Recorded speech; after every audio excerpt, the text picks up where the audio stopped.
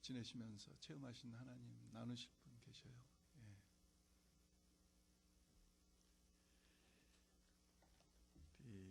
웃으시면 다 함께 일어나셔서 우리 하나님 말씀 야고보서 2장 1절부터 13절까지 말씀입니다. 같이 우리 합독하겠습니다. 야고보서 2장 1절부터 13절까지입니다. 조금 길지만은 우리 천천히 한 목소리로 우리 같이 합독합니다. 내 형제들아, 영광의 주 곧 우리 주 예수 그리스도를 믿는 믿음을 너희가 받았으니 사람을 외모로 취하지 말라. 만일 너희 회당에 금가락지를 끼고 아름다운 옷을 입은 사람이 들어오고 또 더러운 옷을 입은 가난한 사람이 들어올 때에 너희가 아름다운 옷을 입은 자를 돌아보아 가로되 여기 좋은 자리에 앉으소서 하고 또 가난한 자에게 이르되 너는 거기 섰든지 내 발등상 아래 앉으라 하면 너희끼리 서로 구별하며 악한 생각으로 판단하는 자가 되는 것이 아니냐. 내 사랑하는 형제들아, 들을지어다. 하나님이 세상에 대하여는 가난한 자를 택하사 믿음에 부요하게 하시고 또 자기를 사랑하는 자들에게 약속하신 나라를 유업으로 받게 아니하셨느냐. 너희는 도리어 가난한 자를 괄시하였도다. 부자는 너희를 압제하며 법정으로 끌고 가지 아니하느냐. 저희는 너희에게 대하여 일컫는 바 그 아름다운 이름을 회방하지 아니하느냐. 너희가 만일 경에 기록한 대로 내 이웃 사랑하기를 내 몸과 같이 하라 하신 최고의 법을 지키면 잘하는 것이거니와 만일 너희가 외모로 사람을 취하면 죄를 짓는 것이니 율법이 너희를 범죄자로 정하리라. 누구든지 온 율법을 지키다가 그 하나에 거치면 모두 범한 자가 되나니 간음하지 말라 하시니가 또한 살인하지 말라 하셨은즉 내가 비록 간음하지 아니하여도 살인하면 율법을 범한 자가 되느니라. 너희는 자유의 율법대로 심판받을 자처럼 말도 하고 행하기도 하라. 긍휼을 행하지 아니하는 자에게는 긍휼 없는 심판이 있으리라. 긍휼은 심판을 이기고 자랑하느니라. 아멘. 서신 채로 우리 같이 서로 그리딩하고 사랑합니다, 축복합니다, 반갑습니다, 서로 인사하겠습니다.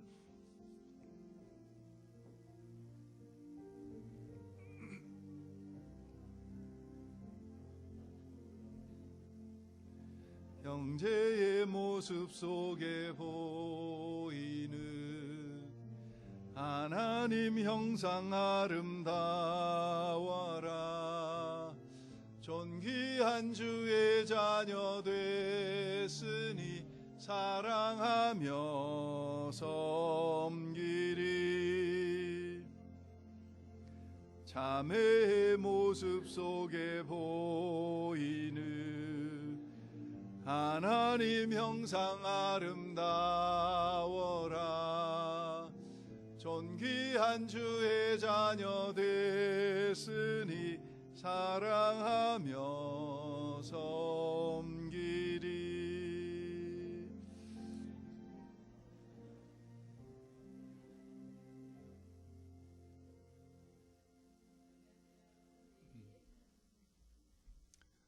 우리 집사님들이 수고하셔서 저희 설교가 유튜브에 올라갑니다.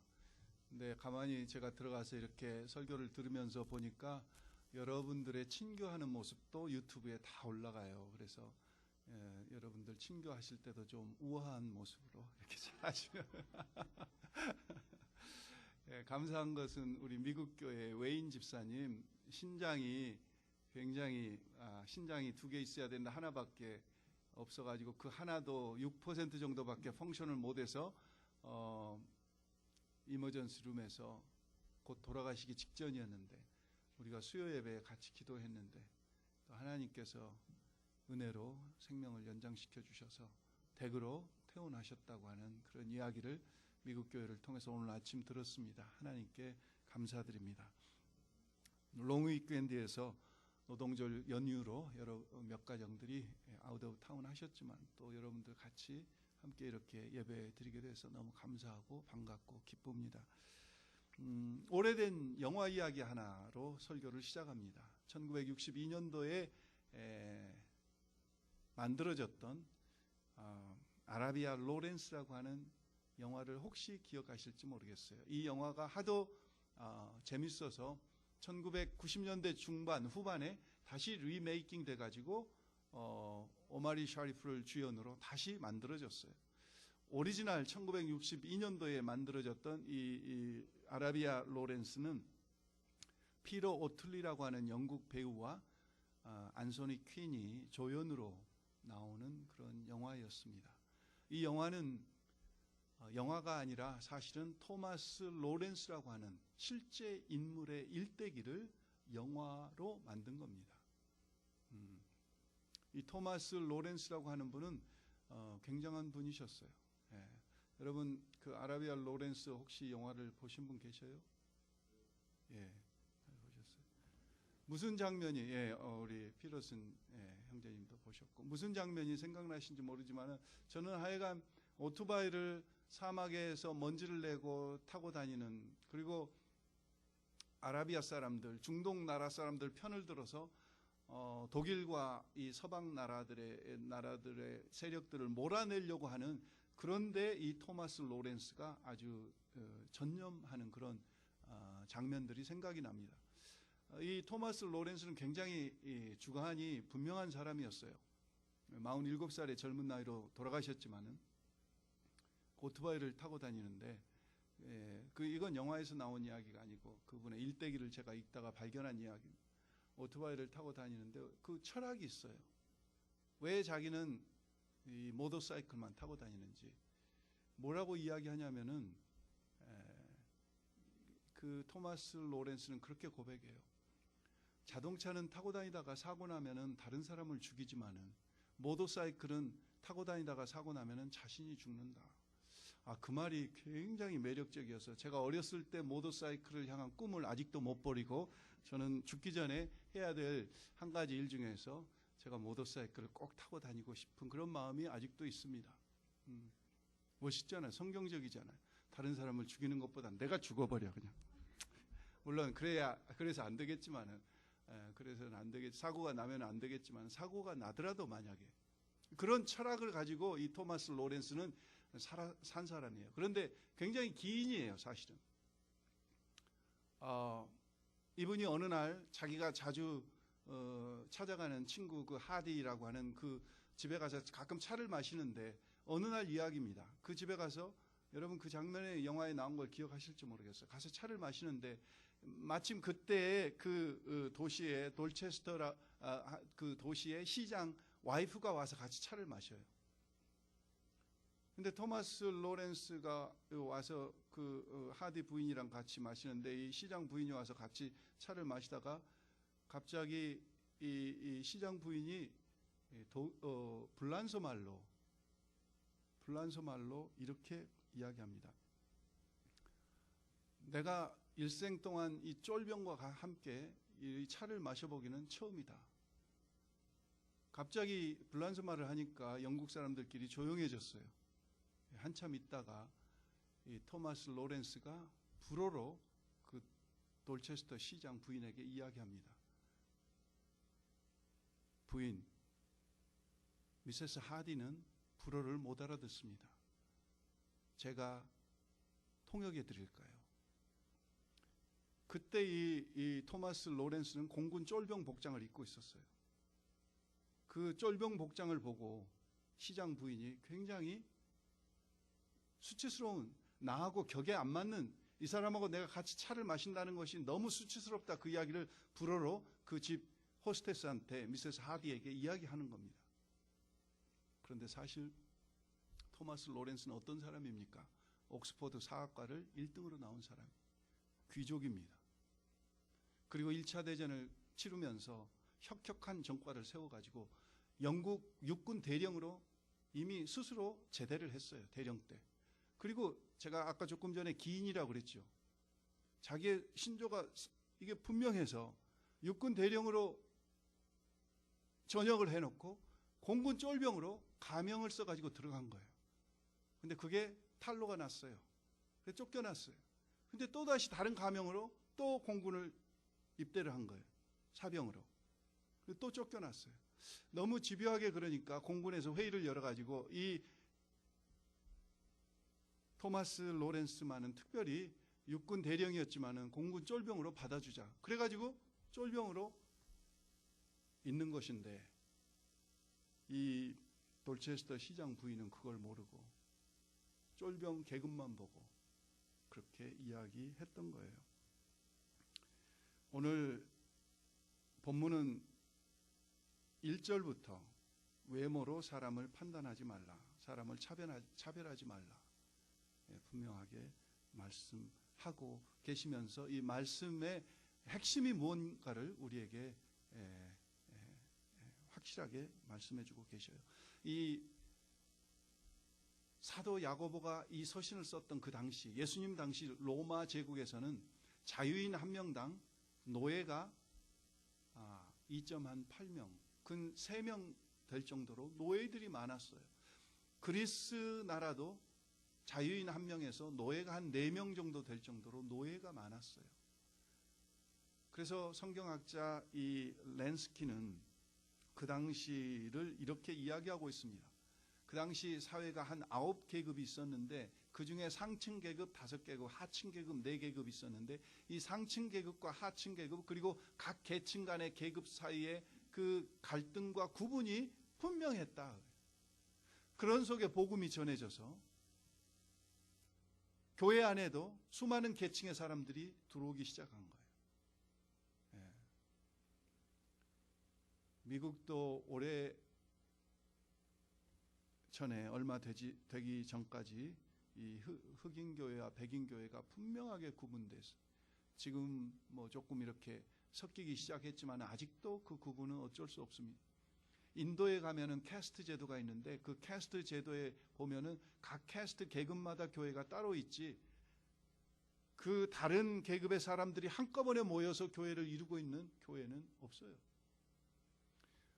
어떻게 보면은 비정상적인 교회입니다. 오늘 하나님께서는 예수님 당시 야고보서가 이 본문을 쓰던 그 당시에도 그와 같이 그런 문제들이 교회에 심각하게 있었다는 거죠. 그래서 예를 2절부터 3절에 들었습니다. 교회에 화려한 옷을 입고 금가락지를 끼고 멋있게 차리고 온 사람들 보면은 어서 오시라고 환영하지만은 누추하고 남루한 옷을 입고 온 사람을 보면은 여러분들이 그렇게 환영하겠느냐? 그렇게 해서는 안 된다. 외모로 차별 대우하지 말라. 인도의 그 간디는 이런 이야기를 했어요. 내가 예수님은 사랑하지만 나는 크리스찬은 되기 싫다. 우리가 아는 대로 이 간디는 신약 성경을 굉장히 많이 읽었습니다. 예수님의 그 산상수훈은 거의 암송할 정도로 많이 읽었어요. 그럼에도 불구하고 그는 내가 예수님은 사랑하지만은 크리스찬은 되기 싫다. 어떻게 보면은 굉장히 그 말이 안 되는 이야기를 하면서 교회에 대해서 크리스찬에 대해서 거부감을 나타냈습니다. 그 이유는 그가 처음 변호사가 됐을 때 남아공화국에 가서 겪은 한 가지 에피소드 때문에 그는 평생 예수님이 산상수훈에서 말씀하신 대로 살기는 원했지만 자기는 교회에 가지는 않았어요. 그리고 그냥 민족 종교로 남았습니다. 그가 남아공화국에서 초임 변호사로 일할 때 어느 날 한 번은 1등칸 기차를 탔을 때 그는 흑인이라고 하는 인도 사람이라고 하는 그 이유 때문에 1등칸에서 쫓겨납니다. 그리고 자기를 쫓아낸 사람들이 전부 백인이고 남아공화국에서 이 백인들이 전부 교회 크리스찬이고 그런 것을 알고 나서 그는 평생에 잊혀지지 않는 그런 상처를 가지고 조금 전에 말씀드린 그런 이야기를 남긴 거예요. 이 차별이라고 하는 것은 편애입니다. favoritism이라고도 영어로 번역을 해요. favoritism. 그러니까 우리가 교회 안에서도 내가 편한 사람, 내가 원하는 사람, 이런 사람들하고만 내가 친하고 나하고 서먹서먹한 사람, 나하고 잘 말이 통하지 않는 사람, 나하고 공통점이 없는 사람하고는 멀리 지내는 것을 오늘 본문은 금하고 계시는 이야기입니다. 외모로, 사회적인 지위로, 옷차림으로, 인종 등으로 사람의 겉만 보고 판단을 내리고 사람을 대하는 행위를 하지 말라고 말씀하고 있어요. 야고보서 2장은요. 뭘 이야기하는 장입니까? 야고보서는 제가 지금 설교를 하면서 계속 말씀드리는 게 두 가지 주제입니다. 하나는 파이어티와 경건과 퍼펙션입니다. 온전입니다. 이 파이어티와 퍼펙션을 이야기하시면서 특별히 2장이 시작되면서는 경건에 대해서 말씀하세요. 그런데 경건의 본질을, 경건의 실제를 이야기하면서 이 경건의 맨 처음 나오는 이 실제가 바로 외모에 따라서 사람을 차별하는 거라 그거죠. 우리가 예배를 아무리 거룩하게 드리고 멋있는 모습으로 예배를 드리고 교회에서 뭐 찬송을 멋있게 부르고 하나님 앞에 그럴듯한 예식을 가지고 해도 경건은 그런 것이 아니라는 겁니다. 경건은 우리의 실제 삶 속에서 내가 어떻게 살아가고 인간관계를 맺는가, 그 속에 우리의 경건이 드러난다는 거예요. 믿음도 마찬가지입니다. 믿음도 우리가 추상적인 그런 어떤 마음속에 생각하는 그것이 아니고 우리의 실제 삶 속에서 프랙티스 되고 드러나야 되고, 이제 2장 14절부터 2주 뒤에는 2장 14절부터 행함이 없는 믿음은 죽은 믿음이다, 이 말씀을 가지고 우리가 말씀을 나누겠는데, 경건이란 그런 거란 거예요. 여러분은 경건을 어떻게 생각하십니까? 외모로 사람을 판단하지 않고 차별 대우하지 않는 것, 동일한 사랑으로 사랑하는 것, 이게 경건의 시작이다. 그것을 오늘 본문은 말씀하고 계셔요. 그러면서 네 가지 이유를, 왜 우리가 그렇게 다른 사람들을 외모로 판단하지 않고 대해야 되는지 네 가지 이유를 말씀하고 있어요. 첫 번째가 1절에 나옵니다. 내 형제들아, 영광의 주 곧 우리 주 예수 그리스도에 대한 믿음을 너희가 가졌으니 사람을 차별하여 대하지 말라. 그리스도에 대한 믿음 때문에 차별하면 안 된다는 거예요. 예수님이 공생애를 그렇게 사셨어요. 예수님이 우리에게 그렇게 본을 보여주셨어요.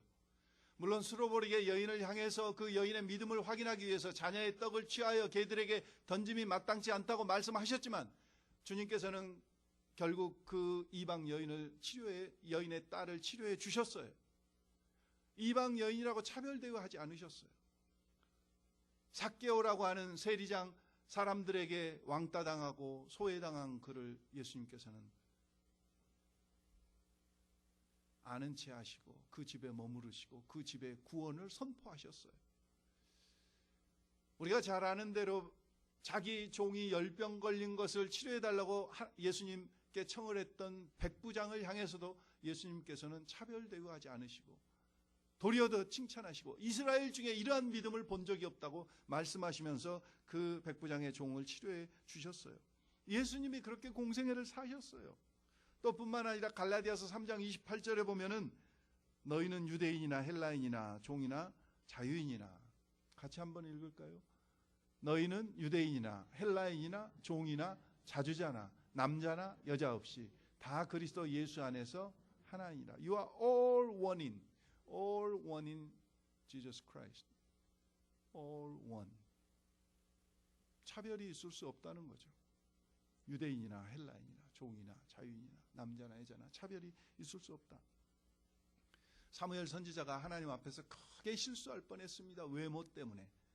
사울 왕의 뒤를 이을 왕을 기름 부으라는 하나님의 명령을 받고 이새의 집을 갔다가 이새의 8 아들 중에서 맨 첫 번째 아들인 엘리압을 보고 너무 마음에 들어가지고 기름 부으려고 하자 하나님께서 사무엘 선지자에게 말씀하시면서,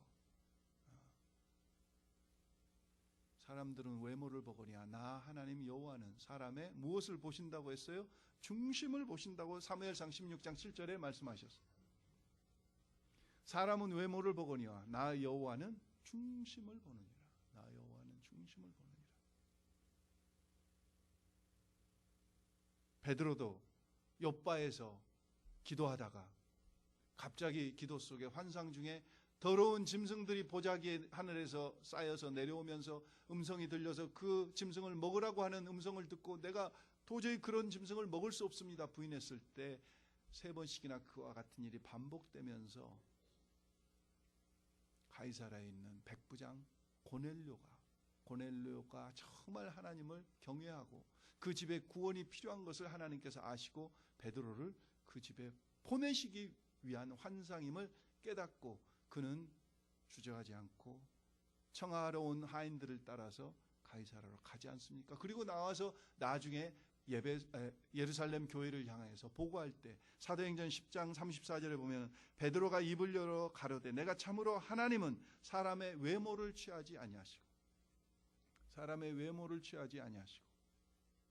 그런 하나님을 내가 알았다 하는 것을 예루살렘 교회에 선포하면서 예수 안에서 믿음 안에서 한 공동체 된 우리에게는 이방인이나 헬라인이나 유대인이나 자유자나 종이나 남자나 여자나 이런 구분이 있어서는 안 된다. 이것을 분명하게 선포한 것이에요.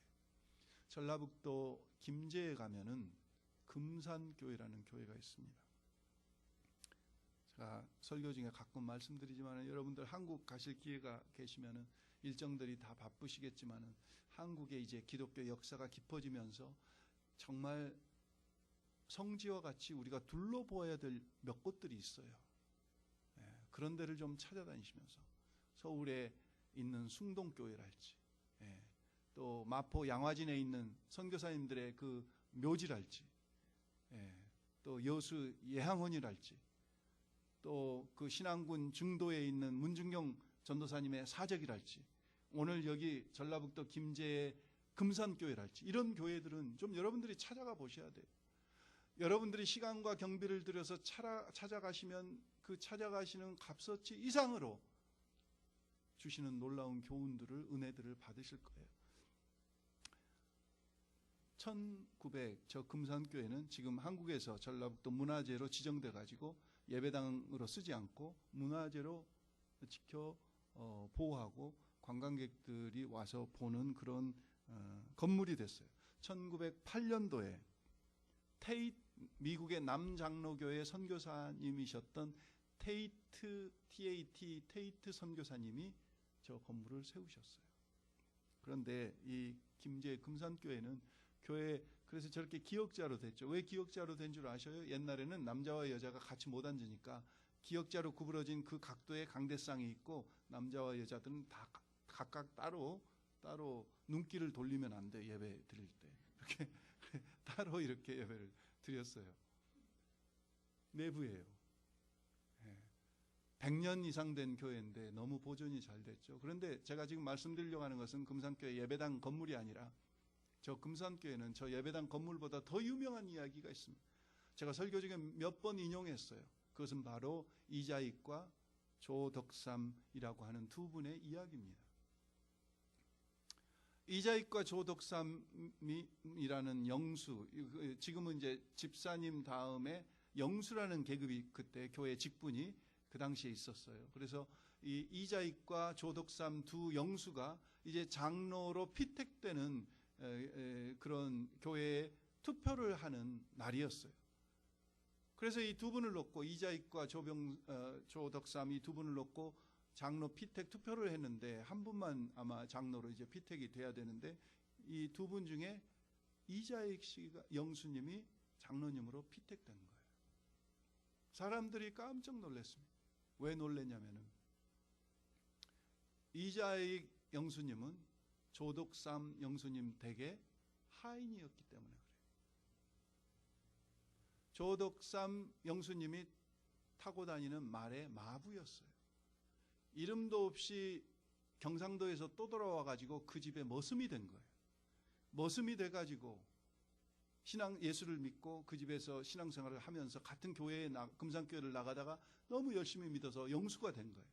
조덕삼 영수님은 그 마을의 지주와 같이 부유한 집안에 잘 사시는, 그리고 대대로 내려온 그런 집안이에요. 아는 사람 친척도 훨씬 더 많아요. 조덕삼 영수님에 대해서 아는 사람이 훨씬 더 많아요. 그럼에도 불구하고 하나님의 섭리인지 이 조덕삼 영수님이 안 되고 이자익 영수님이 장로로 피택된 거예요. 사람들이 깜짝 놀랐고 당황스러워했어요. 그 다음 주일이 됐습니다. 이 조덕삼 장로님이 이야기할 기회가 돼서 나가서 성도들에게 이야기합니다. 정말 여러분들이 잘하셨습니다. 이 이자익 영수님은 정말 저보다 먼저 장로님이 돼야 됩니다. 제가 우리 집에서 같이 지내오면서 살펴보건대 저분은 저보다 믿음이 훨씬 훌륭하신 분입니다. 교회가 너무 충격을 받아요. 은혜가 넘쳤어요. 우리가 정말 성령님의 역사 속에 이자익 영수님을 장로로 피택을 정말 잘했구나. 그런데 조덕삼 영수님도 너무 훌륭하구나. 자기 집에 머슴으로 머슴살이하는 분을 그렇게 인정하고 믿음 안에서 차별되고, 더 놀라운 사실은요, 나중에 이 이자익 장로님이 되고 난 다음에 하나님의 부르심을 받아 신학교 가겠다고 하니까 이 조덕삼 장로님이 모든 신학교 학비를 다 대가지고 신학교를 졸업하고 목사 안수를 받게 하고, 그리고 금산교회 목사님으로 처음 부임 모셔와서 주인이었던 자기가 장로로서 자기 하인이었던 마부였던 이자익 목사님을 목사로 잘 섬기셨어요. 이것은 한국교회에서 유명한 이야기고, 한국교회가 오늘에 있기까지 그런, 여러분 생각해 보세요. 1908년도입니다. 1910년이 되기 전입니다. 반상의 이 법칙이 분명할 때입니다. 그때 이게 쉬운 일이겠냐고요. 그런데 복음이 들어가니까, 예수가 들어가니까 양반과 상놈 신분에 관계없이 정말 그분을, 이자익 장로님을, 목사님을 그렇게 인정해드리고 차별하지 않고 하나 된 것이 저 금산교회뿐만 아니라 한국교회의 자랑이 됐어요. 한국교회. 여러분, 에베소서 4장 4절부터 6절까지 보면은 성경은 이렇게 말씀합니다. 몸도 하나예요, 성령도 하나예요, 주도 하나예요, 믿음도 하나예요, 침례도 하나예요. 우리는 그리스도 안에서 하나가 됐는데 어찌 그 안에서 서로 차별할 수 있겠느냐. 예수 그리스도를 믿는 그 믿음을 가졌다면은 어찌 내 페이버대로만, 내가 원하는 사람끼리만, 아니면 정말 돈 있는 부유한 사람들만 그렇게 사회 어떤 신분에 따라서 인정할 수 있겠느냐. 도저히 그럴 수 없다는 거죠. 두 번째 이유는 5절에 나옵니다. 5절 보십시오. 내 사랑하는 형제들아, 들을지어다. 하나님이 세상에서 가난한 자들을 택하사 믿음에 부요하게 하시고. 이 이야기는 하나님께서 모든 가난한 자들은 다 택하셔서 예수 믿게 하셨다, 그 이야기가 아닙니다. 가난한 자라고 하는 헬라어 원문을 보면은 투스 푸토코스라고 하는 정관사가 있어요. 정관사. 그 가난한 자들, 예수님을 영접한 가난한 자들, 이미 하나님의 자녀된 가난한 자들, 믿음으로 하나님의 자녀된 가난한 자들을 지칭하고 있는 것을 알 수가 있어요. 그들을 하나님이 어떻게 하셨다고요? 택하셨기에. 로마서 8장에 보면은 하나님께서 우리를 부르셨다는 것은 정하시고 택하셨다는 거예요. 택하신, 하나님께서 우리를 정하시고 택하시고, 택하신 그들을 부르신 그들을 의롭다 하시고, 의롭다 하신 그들을 영화롭게 하셨다고 그랬죠. 하나님이 부르셨는데 어떻게 우리가 그 차림새를 보고 외모를 보고 우리가 그 사람을 거부할 수 있겠어요? 그 거부한다면은 그것은 예수 그리스도가 머리 되신 교회가 아니죠. 교회가 아니에요. 하나님이 택하셨는데, 예수님께서도 예수님의 제자들을 갈릴리 가장 가난한 사람들, 어부들, 그것도 세리, 그 중에서 예수님께서 그들을 택하셨어요. 예수님의 그 택하심에 우리가 뭐라고 이야기할 수 있겠어요? 고린도전서 1장 26절에도 보면은 형제들아, 너희의 부르심을 보라. 육체를 따라 지혜 있는 자가 많지 아니하며 능한 자가 많지 아니하며 문벌 좋은 자가 많지 아니하며. 오늘 우리가 그런 속에서 하나님 앞에 부르심을 입었다는 거예요. 우리가 무슨 문벌이 좋습니까? 무슨 우리가 뭐가 따질 게 있습니까? 아무것도 없는 우리들을 하나님이 그냥 부르셔서 택하신, 그래서 우리가 하나님의 자녀되고 믿음의 안에서 형제 자매 됐는데, 하나님의 택하심 때문에, 부르심 때문에 그렇게 됐는데, 그 안에서 어찌 우리가 사람을 차별할 수 있겠느냐. 죄송합니다, 제 이야기를 드려서. 제가 학교를 졸업하고 미국 오기 전에 한국에서 처음이자 마지막으로 일했던 직장이 있습니다. 그 직장이 방직회사인데, 그 직장 회장님이 숭전대학교 이사장도 하셨던, 총장도 하셨던 김형남 장로님이셨어요. 근데 그 김형남 장로님 집하고 저희 집하고, 물론 그분은 이북에서 피난 내려오셨고 또 일제 강점기 때 미국 동부에 와서 명문대학에서 공부도 하시고 학위도 받으시는, 키도 크시고 영어를 아주 잘하시는 굉장한 분이셔요. 그런데 공교롭게 그 장로님 집안과 저희 집안과 이렇게 좀 알게 됐어요. 그래서 제가 대학을 졸업한다고 하니까 그 장로님께서 회장으로 계시는 그 회사에 저를 특채해 주신 거예요. 그러니까 요즘 세상말로 하면은 진짜 줄을 잡은 거죠. 그래서 회장님이 저를 갑자기 특채하셨으니까 뭐 제가 신분은 평사원인데 하는 일은 과장 일을 했어요. 책상도 과장 책상을 주고. 그러니까 사람들은 실제 제 신분은 평사원인데 과장 대리쯤 되는 줄 생각했어요. 그래서 주변에서 시기를 많이 받았어요. 그러나 따나 회장님이 나를 채용하셨는데 누가 뭐라고 하겠어요? 누가 뭐라고 하겠어요? 물론 제가 미국에 올 스케줄 때문에 오래 있지 못하고 2년 만에 퇴사를 했지만은 사람들이 회사에서도 회장님이 픽업에 쓰면은 누가 뭐라고, 하나님이 택하셔서 자녀로 부르시고 하나님이 부르셨는데 우리가 어찌 그 사람들을 그들의 신분이나 외모나 소유로 판단할 수 있겠냐, 차별할 수 있겠냐 그거예요. 오늘 5절이 그 말씀입니다. 두 번째 이유입니다. 세 번째 이유는 8절부터 11절까지 나오는 말씀입니다. 잘 아는 말씀이에요. 거기 특별히 8절에 보면은 무슨 이야기가 나옵니까? 너희가 만일 성경에 기록된 대로 내 이웃 사랑하기를 내 몸과 같이 하라 하신 최고의 법을 지키면 잘하는 것이고, 최고의 법. 그래서 우리가 잘 아는 대로 마태복음 22장에 보면 한 율법사가 예수님을 시험하기 위해서 찾아와서 선생님이요, 율법 중에 어느 율법이 가장 큰 율법입니까? 계명 중에 어느 계명이 가장 큰 계명입니까? 하고 물었을 때 예수님께서 우리가 잘 아는 대로 대답하셨어요. 하나님을, 첫째는 이것이니 하나님을 마음을 다하고 뜻을 다하고 목숨을 다하고 힘을 다하여 내 하나님을 사랑하라. 그리고 둘째는 이것이니 내 이웃을 내 몸과 같이 사랑하라. 그 계명을 주셨어요. 또 마태복음 22장에서 뿐만 아니라 요한복음 13장에서도 예수님이 계속 이 계명에 대해서 말씀하셨어요. 새 계명을 너희에게 주노니 서로 사랑하라. 내가 너희를 사랑한 것 같이 너희도 서로 사랑하라. 요한복음 13장에 말씀하셔놓고 요한복음 15장 12절에 또 말씀하셔요. 새 계명은 곧 내가 너희를 사랑한 것 같이 너희도 서로 사랑하라 하는 이것이니라. 그래서 오늘 야고보서 2장 8절에서는 이 법, 이웃을 내 몸과 같이 사랑하는 이 법을 최고의 법이라고 그랬어요. 최고의 법이라고 한 이 단어를 보면은요, 바실리코스라고 하는 단어를 썼어요. 여러분, 바실레아가 뭐죠? 왕국이라는. 바실레아, 하나님의 왕국, 하나님의 나라. 바실리코스, 왕에 속한 으뜸이 되는 법이다 그거죠. 최고의 법.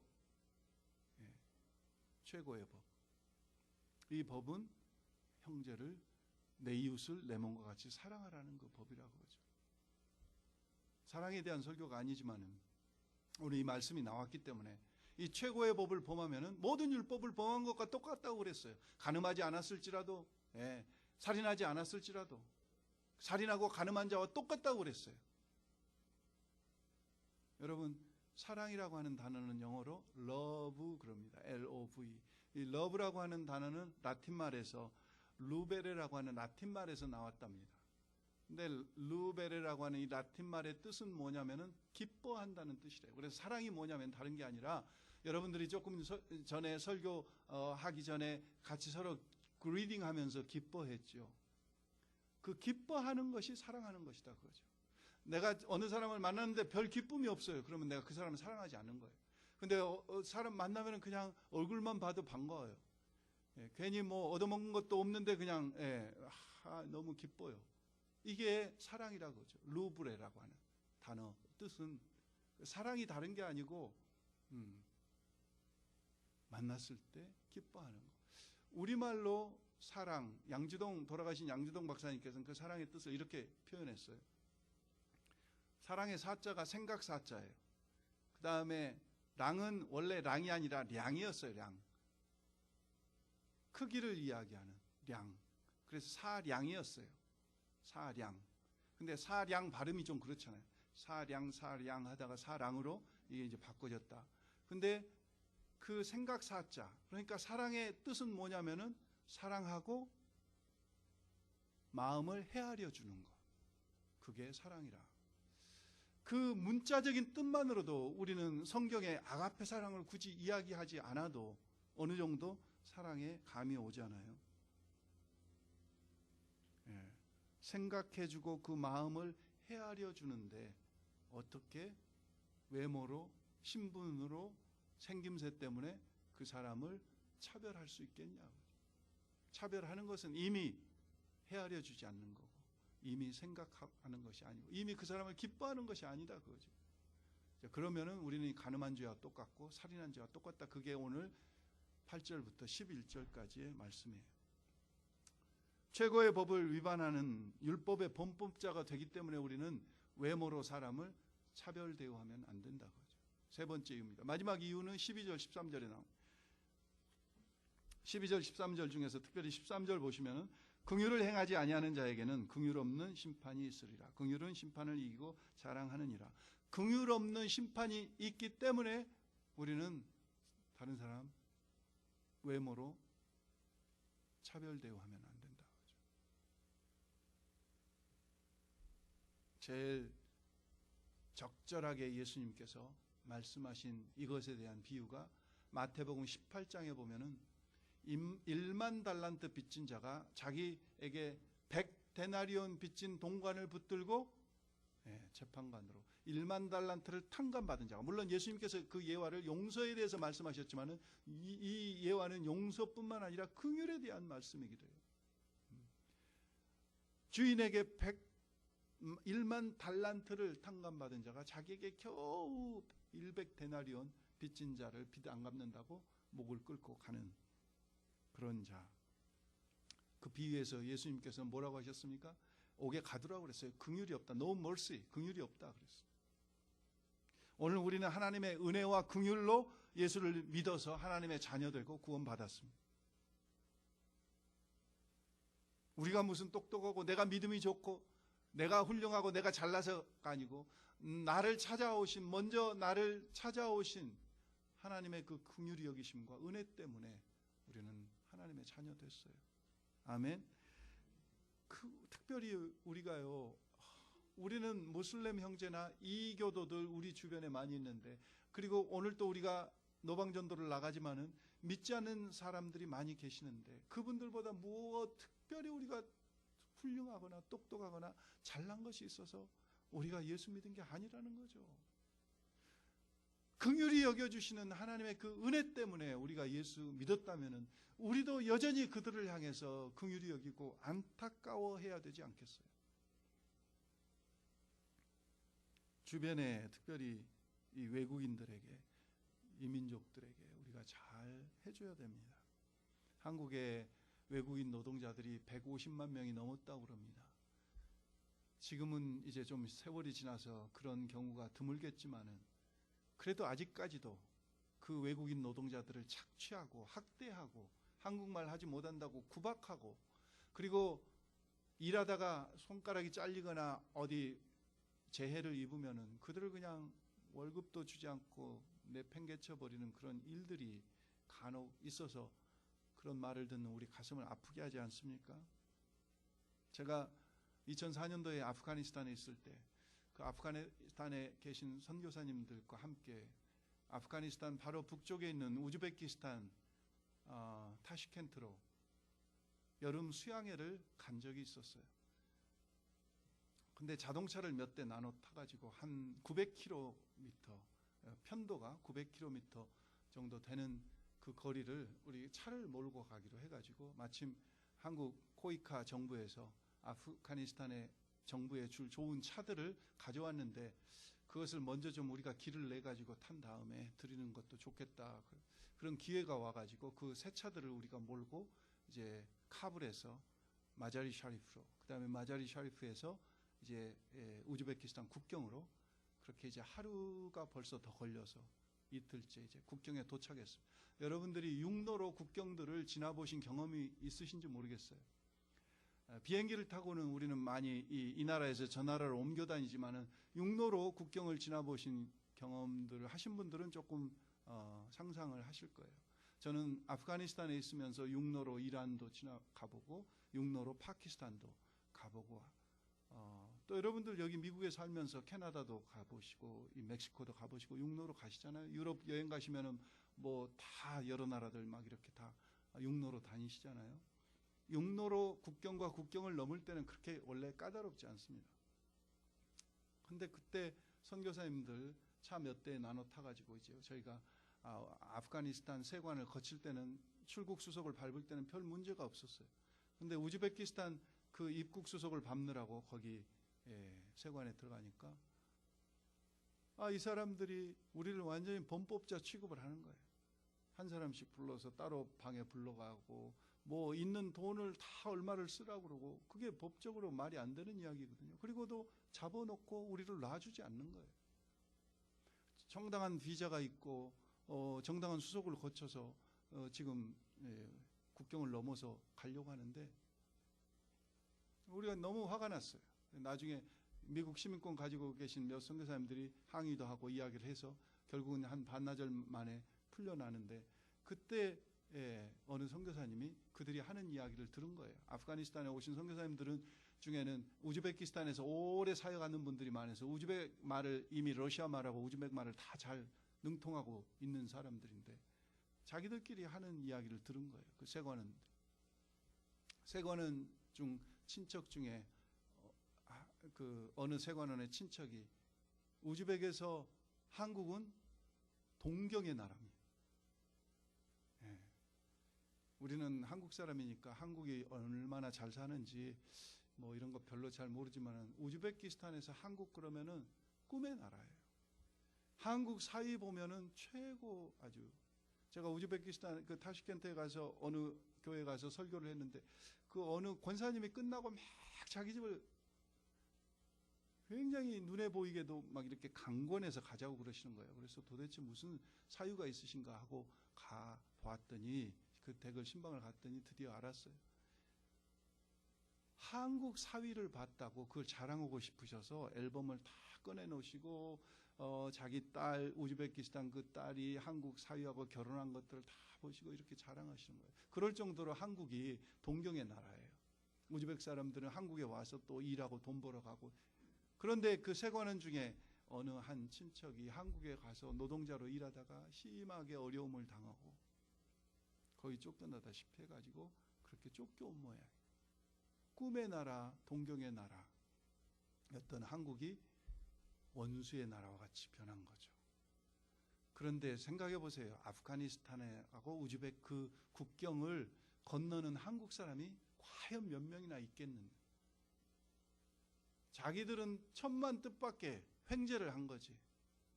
그래서 도저히 그 국경 세관에서 만날 수 없는 한국 사람들을 만나가지고 대신 안갚음을 한 거죠. 긍휼 없는 심판. 제가 그때 그래서 생각했어요. 하나님 앞에 가서도 우리가 긍휼 없는 심판을 받겠지만은 이 세상 사는 동안에도 우리가 정말 긍휼 없이 사람들을 대한 것에 대한 보응을 반드시 받는구나. 한국이 요즘은 세계적인 나라가 됐어요. 국격이 많이 높아지고 여러 가지 수준들이 높아져요.